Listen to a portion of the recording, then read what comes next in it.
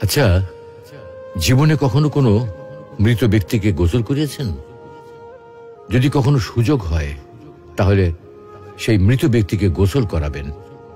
তখন খুব কাছ থেকে দেখবেন মৃত মানুষের দেহটা কতটা অসহায় লাগে, মৃত্যুর পরে মানুষের দেহ কতটা ভয়ের কারণ হয়ে দাঁড়ায়। সুযোগ পেলে রাতে লাশটা পাহারা দেবেন, তখন বুঝতে পারবেন প্রিয় মানুষটার লাশ রাতের বেলায় আপনার কাছে কতটা অদ্ভুত লাগে, কতটা ভয়ের কারণ হয়ে ওঠে, কতটা আতঙ্কের কারণ হয়ে যায়। সুযোগ পেলে মৃত ব্যক্তির শরীরে একটু হাত লাগিয়ে কিছুক্ষণ তার স্পর্শ নেবেন। আপনি তখন উপলব্ধির সুযোগ পাবেন এই পৃথিবীতে বিশাল প্রভাব প্রতিপত্তি মৃত্যুর পরে কতটা নির্যাতনের রূপ নেয়। সুযোগ পেলে আপনজনদের লাশ কবরে নামাবেন খুব আগ্রহ নিয়ে।